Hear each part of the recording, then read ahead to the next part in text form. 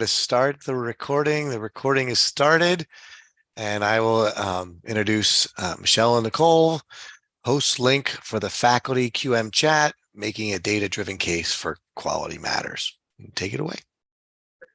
Yes, so hi everyone, welcome. We're so glad that you were able to join us today. We have a presentation for you on how we have incorporated the various research that we have collected at our institution and use that in a variety of different ways in order to help further our QM community here on campus. A little bit of background information. Nicole and I are both from the University of Arizona. We are a quite large land-grant university, and we have many different schools, some of them with many different colleges, some of them with many different schools housed within them, and then many different departments within those schools. And all of them are kind of I don't want to say isolated, but they are self-sufficient entities, and they all have different ways of doing things and different processes and procedures. So one thing that we found that we were really lacking was a way to kind of build community across all of these very kind of disparate colleges. We already had ways of interacting with faculty who had gone through the QM training and were reviewers and had gone through the chair training and were chairs, but we were really lacking some ways to reach out to faculty who had not gone through all of that training, had not stumbled upon it on their own, and who weren't super involved with QM already, possibly hadn't even heard of it. Another important thing is that in our institution, we have different types of instructional designers. Not all departments have instructional designer support, which is how we were previously primarily getting the word out about QM was through our instructional designers. And even those are a little bit scattered. Nicole and I are from the UCAT department, which is a combination of a variety of different online and digital learning departments, which cover everything from technology to course design to quality assurance, which is our side of things. And we do have instructional designers here that we work with for quality assurance, but then we also have course development instructional designers, both within our own department, and some of the colleges are big enough where they have in-house instructional designers. So again, even our IDs are very scattered, and it can be difficult to kind of get the word out across all of them. And then, of course, there are colleges that don't have instructional designer support at all. So there's a lot going on at our institution that makes it really difficult to kind of get everybody together in a community. So that was one of our big goals. As you can see, we took that kind of journey through, divided up into a bunch of different stages. So we really started before we even essentially knew what direction our journey was going to take. We were lucky enough that we started with developing an annotated bibliography as part of a larger research project. And that really helped inform our ideas about student success and the role that quality assurance plays in student success, which then led us to stage 3, which we're in now, of developing different trainings and resources. And that's one of our primary ways that we're working on getting the word out about quality matters and kind of getting people familiarized with it and starting on their QM journey. And then in the future, what we are working on now and intending, have really big dreams of following through on, is developing a QM professional learning community across campus. So all of these things are kind of working towards that ultimate big future goal of really building a large, self-sustaining, very engaged quality assurance community at the University of Arizona.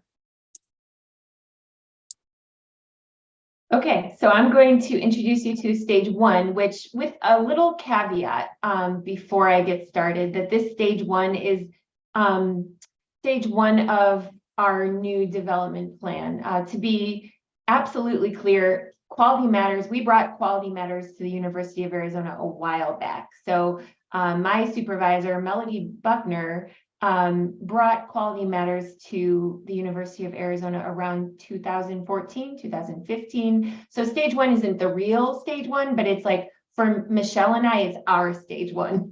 We had a nice small group of dedicated reviewers and instructional designers since about 2015. So in this new sort of stage of development and rethinking how we connect with faculty, the first step was to sort of revisit the literature. And that began in early 2020 when I was part of a small group within our Arizona statewide consortium, including also Stephen Crawford, who's here today. Shout out to Stephen. There's a group of us, so we are we're part of a statewide consortium membership plan, which means that we all sort of try to develop a little bit of a community of practice with each other. So we have semi-regular meetings with other instructional designers and Quality Matters facilitators and reviewers from different higher ed institutions across the state of Arizona who are part of this consortium. And within that consortium, there was a dedicated smaller group of folks who were interested in doing some research. So we initiated a larger multi-institutional research project. In the beginning of 2020, this research project included NAU, the University of Arizona, Maricopa Community Colleges, and yeah, I think that was it. We had one more community college, Coconino Community College later came on. So as you know, 2020 was quite a crazy year. A lot of things happened, but one thing that we stayed with is developing this sort of annotated bibliography. Right now, it is a continuously growing document that has over 70 articles, and it's become sort of a collaboration with everyone on my team at UCAT at the University of Arizona. So we've got graduate students working on it. Michelle works on it. I work on it. You know, the IDs who are involved with Quality Matters. The original research question of this larger project was, how does the Quality Matters rubric and professional development support student success?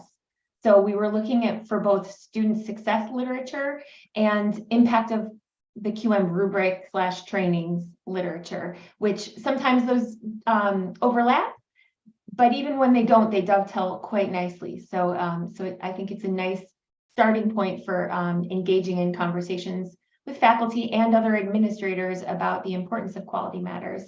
So the purpose of this original project was threefold. It was to publish original Quality Matters focused research, also to inform conversations with faculty and course developers and administrators, and then also to, I guess it was fourfold, to inform professional development offerings that we're creating, and then last but certainly not least, to advocate for further funding so that we can compensate people who engage with Quality Matters at the University of Arizona. So the way we're going to do this for the next few stages is I'm going to give you a little bit of my cherry-picked supporting research. So there's obviously a lot of research out there that shows how students feel about Quality Matters certified courses.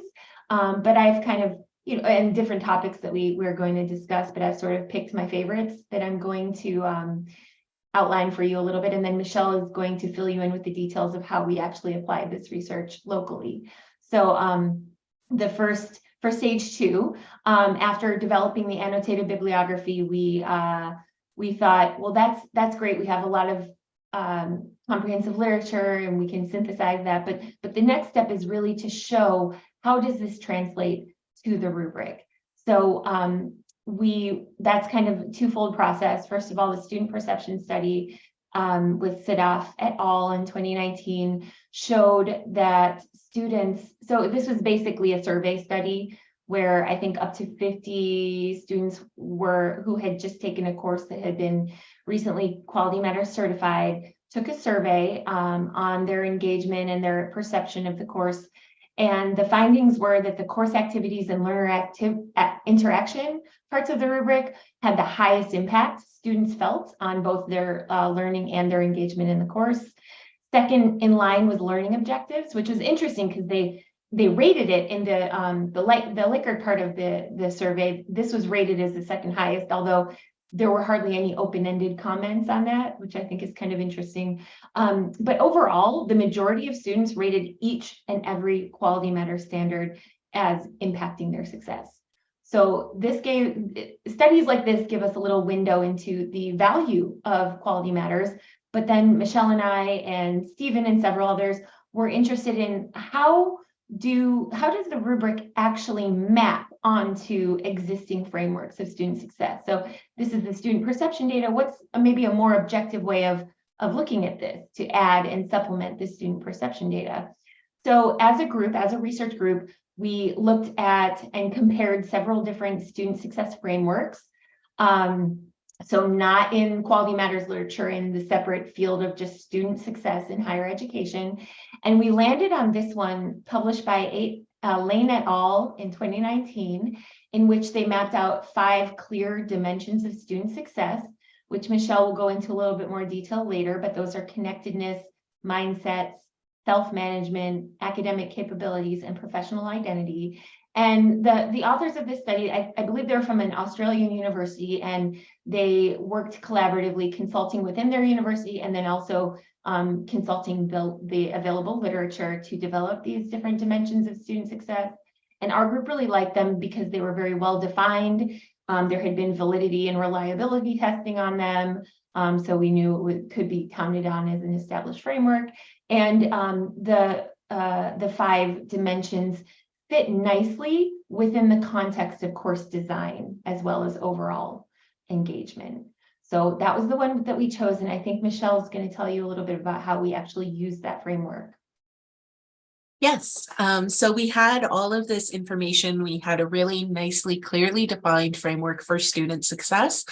And then what we did with it from kind of in between 2021 and 2022, we created a dimensions of student success kind of table using the Lane et al. Article. So just to give you a quick look at what that looks like. So this is really where we broke it down and we really tried to clearly define each of the dimensions of student success by definition, objective, and including annotations from the actual article. So this was really helpful for us to then go on and do the mapping. And this is also, I feel, a really useful document for, and something we hope to draw on as we further develop our instructor resources and training, and use to kind of provide rationale and support for why we're using quality matters and how it directly connects to student success. So going along with that, the next step was that we actually, one of our researchers, and then we all collaborated on mapping those dimensions of student success, support for learning, onto the QM rubric. So a little look at what that looked like. This is where we literally went, we used the one pager and we literally went SRS by SRS and saw whether or not they connected to any of those dimensions. So you can see that overwhelmingly, General Standard 1, all of the SRSs under that were overwhelmingly connected to self-management. And that's also something that we found was consistent across a bunch of the different SRSs, was that the most supported dimension by far was self-management. That's something that the QM rubric is really, really helpful for, and something that upon reflection is, I feel, really important for instructors to know and for us to kind of put that word out there, because self-management obviously is key and something that a lot of instructors struggle with their students in a particularly a fully asynchronous online course where we see relatively higher rates of DFWs. Self-management is kind of key for students to be successful in those courses. And I feel like a lot of instructors kind of intuitively know that, and being able to connect that directly to the QM rubric is a really strong argument for why we should use it and why we should use it to inform our course design decisions. We also found that connectedness and academic abilities were really strongly supported in the rubric as well, whereas it did not really broadly address mindsets or professional identity. Mindsets was in there and a couple times, but it wasn't, it was far less than those other three dimensions of student success. So yeah, that was really helpful. Right, so that was our mapping process. So then after that, we were ready to move on to actually use some of this information that we are gathering and synthesizing and mapping. So the next stage is to develop trainings for instructors and reviewers. And so we had already had a few trainings in place. Obviously, we offer the Quality Matters workshops and things like that, but we felt that there was a need to further communicate Quality Matters to a larger group of people, meeting them where they are with a variety of different offerings based on Quality Matters. So this was, and also to give them guided, and this is something we'd also been doing, but we're taking it to the next level now, is to give them guided course revision support. So this is based off of a study that I really love. I don't know if some of you are familiar with this one. This is Hollowell et al. Way back in 2017. And what they did, it was a university in South Carolina, and they took 10 faculty members through the APPQMR training. And then they actually weren't guided in this study, but they were encouraged to implement some of what they'd learned in the APPQMR to their own course revisions. So they did that. They revised their courses, I believe independently. And then they looked at the students' exam scores and their overall averages in the courses, and it was a very striking difference. So before and after, and so those courses that had been revised following the APPQMR, the students earned much higher scores on the final exam and had higher course averages overall after this Quality Matters intervention, which suggests that a quality matters review scores may be significant predictors of student performance. So using studies like these, we're able to validate this kind of training for our faculty. And what we've added and sort of expanded on is giving them not only the training, but also the guided instructional design support afterwards, which I think Michelle's going to tell you a little bit about. Yes, so one of the other research questions that was part of that larger research study was looking at how does QM training plus ID support impact the course revision process, and again, help support that. So we had a lot of research kind of backing up that QM training plus ID support does support the course revision process. And so using that, we were able to advocate for funding and then also create several initiatives that would help us to provide that training and support. So this is something that we've been working on for the past couple of years. One of our primary initiatives that came out of it was the QM Course Revision Clinic. And this is a semester-long clinic, which is kept relatively small. We were able to offer compensation for it, which was wonderful. And because it was relatively small, we were able to offer kind of individualized one-on-one ID support for all of the instructors who went through it. And this was a clinic that was targeted towards people who had no knowledge of QM before. They hadn't gone through any of the trainings at DYOC, IYOC, APP, none of those. So it was a crash course into QM, but also provided that ID support for actually applying the rubric to make changes and actually revise their course. At the end of the clinic, they had a revised course to show for it. And our hope would be that they would continue to work on it and it would eventually lead to a successful QM review at the end. So that was incredibly successful on its first run through, and we're actually going to be offering it again shortly based on that success. But it was only the first of the many initiatives that we are working on or have planned. So another thing that we had that we found instructors responded really well to, and is also useful for our reviewers, is providing actual course examples from our institution. So these are real courses that have gone through QM review. We've collected them in a library with annotations that explain how they met a particular SRS, what they did that was so successful. And that is something that we can point instructors to during our amendment meetings, during their course design process as they're preparing their course according to QM standards, etc. And it's also useful for new reviewers as well to see what a successful course looks like and all of the many different paths that courses can take to meet a specific review standard. That library is also part of our larger instructor and reviewer focused resources sites in our LMS. So we already had a reviewer focused resources site, which included a lot of the information and process information, as well as kind of QM content information needed in order to be part of a peer review committee. But we're also working on building out an instructor resources site, and we'll kind of get into the why of that in our next slide. But this is going to house a lot of the information for, again, faculty that are just getting familiarized with QM.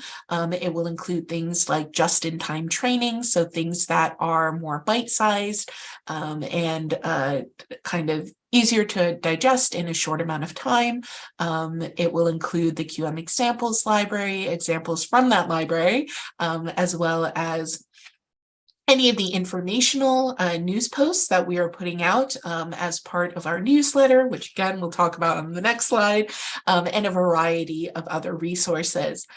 We have also created very bite-sized webinars as well, which go over one particular general standard and all of the essential specific review standards within that general standard.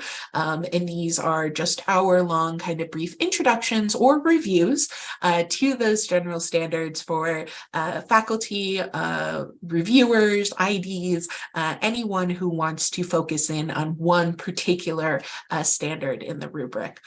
So we have gotten quite a lot based off of the inspiration that we've gotten from the research that we've done, as well as the confirmation that all of these efforts are worthwhile and that faculty do get something out of them.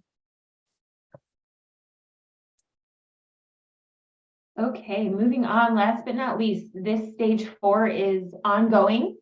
I think it started way back when we first brought Quality Matters to our university, but we definitely have quite a road ahead of us in terms of establishing this in a more sustainable and intentional way. So we would love to continue to build a professional Quality Matters community, a professional learning community at the University of Arizona. Some supporting research in Bloomberg 2022, there was a survey study, which was an evaluation of their collaborative layers of support model of faculty development, which I love, because I don't think, and I think everyone here will probably agree with me, faculty development is not a one-size-fits-all concept. You know, the faculty are they're dealing with a lot of different demands and responsibilities, and they have different capacities and have different preferences for how they want to receive this kind of training. So we really love to take a layered approach that focuses on teachers' engagement and building cultures of collegiality and collaborative learning. Johnson 2019 also proposed a similar sort of nested professional network for online teachers that involves community level support, so guidance, mentorship, and then, you know, peer support as well. So we just really love this sort of nested or layered approach, and we're trying to emulate it as much as we can. Yes, and we had already had several initiatives running already to help kind of build that community. One thing that we had was a chair chat. So this kind of took place in two different forms. We have a Teams channel because we use Microsoft Teams here at the U of A. So we have a Teams channel that is the chair chat, and it includes all of our QM chairs that do our internal reviews. And so we make regular posts to that with food for thought, QM news, et cetera, and to try to keep the chairs active and involved. It also provides a place for them to seek kind of contributions and collaborations for any unusual issues that might arise during a review, so they can reach out to other chairs if for some reason they're having issues with a particular course or another reviewer. They can kind of get support from their fellow chairs.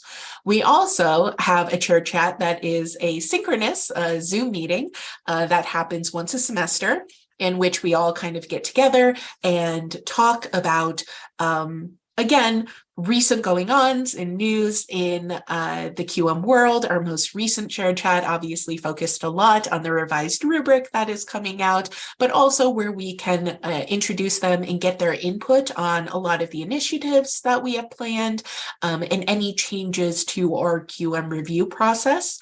And so that they are able to contribute and make their voice heard in any of that. Obviously, we can also use this opportunity to kind of workshop and troubleshoot any issues that came up in our most recent rounds of QM internal reviews. And so again, it's just a way to keep everybody up to date and connected, and hopefully feeling like they have a community of colleagues that they can rely on, and they're not just in it alone as a chair. So that is something that we were already doing, but one of the things that we found that we were perhaps lacking in, and was perhaps one of the reasons why we thought that we could do better in terms of engagement with our QM community, is that we didn't really have a lot of other existing things for reviewers who were not chairs. And so we're working on developing different avenues to reach out to them and for them to engage in the community. One of the things that we have just started is having harmonization meetings before each round of reviews. So it gives us a chance in a much smaller group, because obviously, if you have a dozen or a dozen and a half chairs, it's a lot easier to get them into a meeting versus 100 reviewers or something like that. So in order to break it down into more easier groups to handle and contribute, we're doing harmonization meetings. It allows us to kind of target our very active reviewers, and it's a way that we can kind of better our consistency across all of our reviews on campus, because we found that when left alone, particularly if the APP, QMR, and the PRC are a couple of years behind you, reviewers naturally tend to diverge in their interpretation and application of the rubric. It's just what happens in any sort of reviewing process. So our harmonization meetings are making sure that we are all on the same track, and applying the standards in the same way. And again, that helps us to be more consistent in our reviews and more reliable in them. So we've recently started doing that. We're also working on things like reviewer appreciation events, with the thought that not all of it has to be about, doing QM things or doing professional development or something that we can just get together and have fun. And we think that that's really important as well. So again, to create that sense of community and appreciation, we're trying to figure out different events that we can have. One of our ideas is a reviewer appreciation picnic. So that we can all get together, maybe lay eyes on each other, see each other's faces, because so much of our process happens through Zoom, and that Zoom is great, but that in-person connection is also really important. So that's something that we're working on. And like Like we mentioned before, reaching out to faculty and recruiting for new reviewers, people to get involved, instructors to submit their courses for review is a little bit difficult, we found, in our institution. So we're also working on ways to, again, provide many different avenues for faculty to engage in QM. So one of our ideas is we're hoping to launch a faculty learning community in the future that focuses on QM and is a way for us to kind of get some of the research that we have collected in our annotated bibliography out to people who are interested in quality assurance so that they can see the literature, they can get inspired by it like we were, and use that to inform their practices in quality assurance, to inform their research, and again, hopefully get them involved in our community here on campus. Another one of our really big wins is the QM Faculty Fellowship, which again, we were able to get full funding for. And that is a whole extensive program with a variety of different, it's kind of a choose your own level of involvement in it, ranging from, a relatively medium level of involvement to very, very high levels of involvement if they really, really want to get involved in QM. So our hope is at the end of that, those faculty fellows will become QM ambassadors and leaders within their own departments. And that kind of leads to one of our other goals, which is that community level support and sustainability. We feel that those two are inherently connected in order to have the sustainability that we're hoping for to keep all of this going. We need that community level support. And the QM Fellowship is one of our ways to kind of get a quality assurance presence in this department that will sustain itself and keep going. So that is our future. There was one other study, though, that we wanted to just highlight because we love all the tips, the practical tips that this author gives. So just very quickly to wrap up, I thought it would be nice to go through some of these tips and maybe talk about how we've applied them. So the first tip, gather a core group. That happened way back when we first brought quality matters. Stephen says it's back in 2009, 2010. The word I've been given is it was 2014. I'll have to ask Melody about that later. But anyways, since the very beginning, we had a core group of reviewers who were engaged and already valued or understood the inherent value of quality assurance for online learning. We also had a core group of instructional designers who believed in it. So that really helps if you're just starting out, start small and just try to gather the people who really are passionate and really enthusiastic about quality assurance and start with them. Tip 2, articulate the goals and values. So our goals were basically to develop our own internal review practice that would assure the quality of our online courses, because before bringing QM to our university, we didn't have anything even remotely like the rubric. So the original goal was simply to review the courses and make sure that they are supportive of student success and learning. And the values, of course, were the same values of Quality Matters, the continuous, centered, collegial, and collaborative values.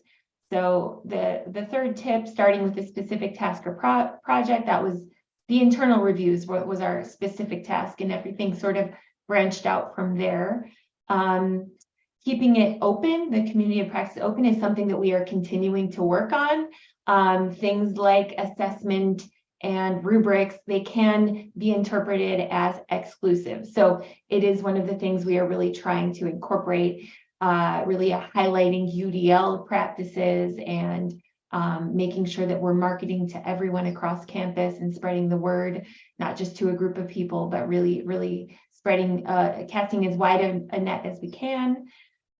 Tip 5, intentionally invite members with expertise and fresh ideas. So I would say that we're doing this because by the method that we use to invite new reviewers to become chairs for our internal reviews. We do get to know the most dedicated reviewers pretty well, and we know how they're performing, and we understand their engagement in the process. So when we find someone who seems particularly adept at applying the rubric, we do invite them to take the PRC, which is our requirement for chairing reviews, and we offer to pay for that for them as an incentive.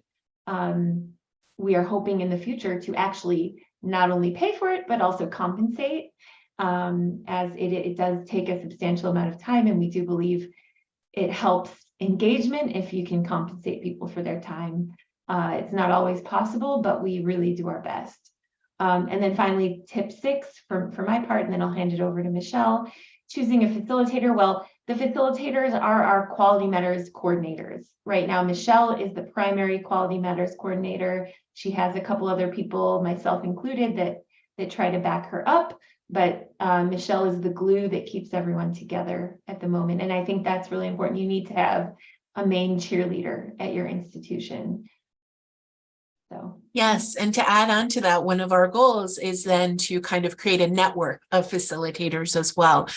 So through the QM Faculty Fellowship Program, through reaching out to people who can be QM leaders and ambassadors within their departments, we're hoping that we can have kind of those active presences and facilitators within each college or each school who can then, work with me and again, keep getting those fresh ideas, innovations, thoughts on how we can keep this movement going.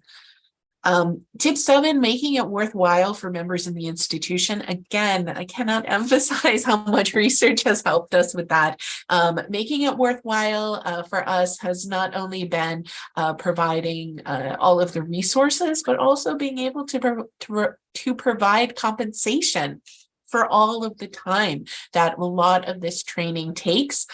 So research has been instrumental in providing us with the backing and the rationale for why we want to do these things. Another thing, yes, Amy just typed in the chat, tying it to college and the university mission also helps.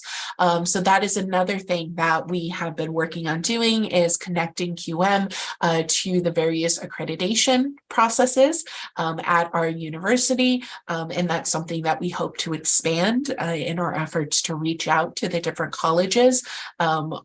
At the university, we currently use HLC for the university as a whole.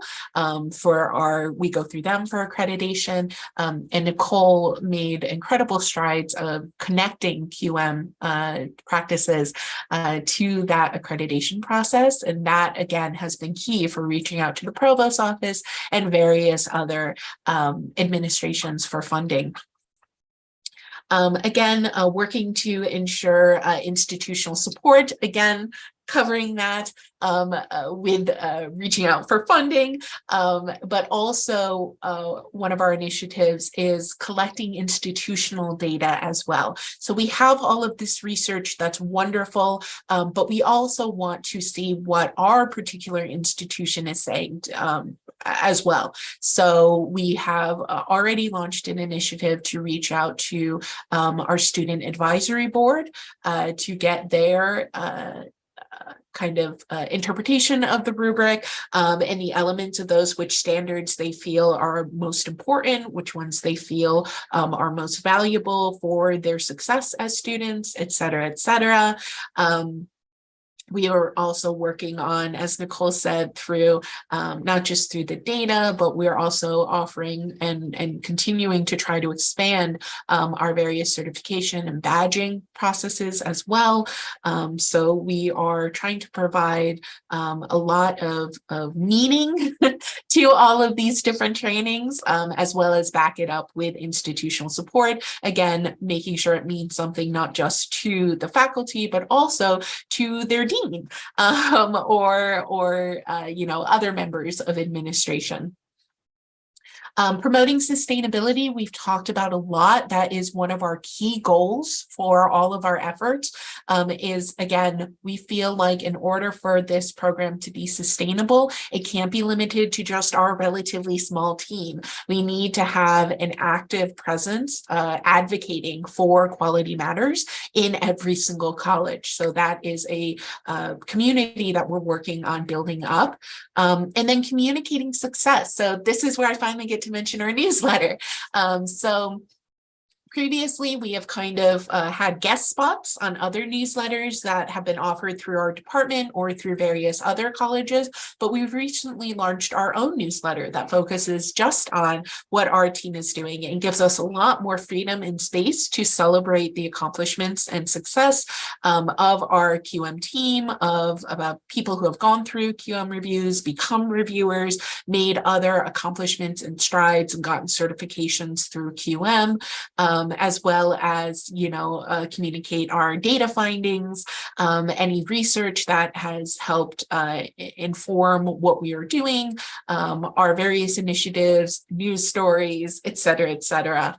And the rest of the tips go online. That's not really as appropriate now in 2023 as it is in 2019. Everything is online. So yes, our presence is very firmly entrenched in online. Actually, one of the things that we need to make a more concentrated effort is going in person. Actually, we've kind of looped back around and we have the opposite problem. So that's something that we're working on, like I mentioned before, with in-person reviewer appreciation events. The course revision clinic that I mentioned before is entirely in person. At least there is asynchronous time in which they work on revising their course, but the content delivery is all in person. And then evaluating the community process. We're kind of doing that consistently. That's kind of how we got to this point, was looking back, when we first started this annotated bibliography with kind of our second wave of QM, kind of started by us looking at our community of practice and saying, this could be better. We could be doing better. So we have really been working towards that. And again, this is something that we're continuously doing, is evaluating our community and saying, how can we make this more engaging? How can we get this to be more active? How can we get more people involved? So yeah, that's kind of our entire process. So yeah, thank you everybody for showing up, and I hope you each found something useful. And I think maybe Jim, we have a little bit of time for questions if anyone has any. You do. Okay, we have food for thought in case there were no questions, but if you guys have questions, feel free to let us know. Oh, and I did see earlier, Sarah, thank you for your question. I did not overlook that. Sarah earlier asked what we do in our harmonization meetings. So again, this is, we haven't even had our first one yet. It is scheduled for the 20th. Unfortunately, I don't know how that's going to go yet, but I can tell you that for our first harmonization meeting, one of the key goal is for us to nail down, what do we mean by 85% here at our institution? How are we interpreting and applying that rule? And can we become more consistent on that? But where we're getting ideas for future meetings is also things that I have seen come up consistently, working with instructors on their amendments. So we have a number of instructors who go through QM reviews regularly. And when those reviews are not consistent, they get upset and they're not afraid to let me know.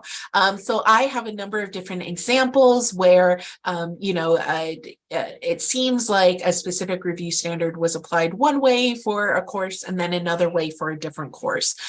So that is something that we'll be doing going forward, is looking at those actual courses and seeing, okay, why did these differ so drastically in their evidence and their suggestions, and how can we get more on track and come up with a checklist perhaps, or at least a very solid definition that reviewers can apply. Yes, and we encourage subjectivity, but consistency, yeah, we need more of that. So yeah, that's a great point, Bethany. And if you don't mind, I just wanted to make the point of, the selection of the term harmonization. It is intended to be kind of a democratic meaning-making activity. So it's not supposed to, although everyone does arrive at one final answer, it is not necessarily top-down. So Michelle leads these sessions. She'll provide consistency. She is our liaison, main liaison between the Quality Matters organization and our institution, but she's helping everyone to articulate the rubric in a way that is consistent and also in a way that is applicable to our context. So I just wanted to make that point that we don't call it norming, although it is a little bit similar to norming. The idea is the merging of the top down and the bottom up, and really the conversation that arises through those practices.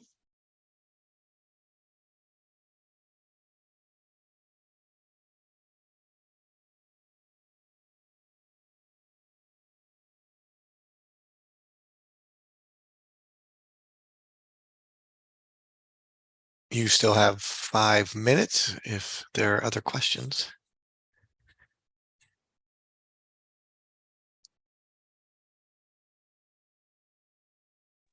I will unmute to ask a question.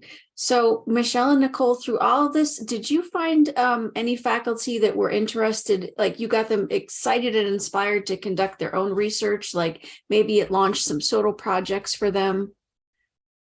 Not yet, but we are working on it. We've definitely been able to recruit faculty that are really excited about Quality Matters and excited about applying the rubric and learning how to use it to improve their own practices or teaching other colleagues about it. So that's been great. But in terms of independent research, we don't have that much right now. We're hoping that with the fellowship, which is also, we're rolling that out starting this spring, we're hoping to sort of inspire more research. Oh yeah, that would be great. I found that in my past institutions, a lot of faculty were not ready to dive into like a full research project for online learning, but a lot of them were, able and open to the idea of doing a scholarship of teaching and learning projects just for their own courses. And that really spawned, a whole discussion group from faculty and whatnot. So I'd be interested in future years if you came back and told us, how faculty are responding to your continued efforts, but this was fantastic. Thank you so much. Thanks so much, Bethany. We certainly will keep you posted, and we hope we have the same success you found. Yeah. That would be great.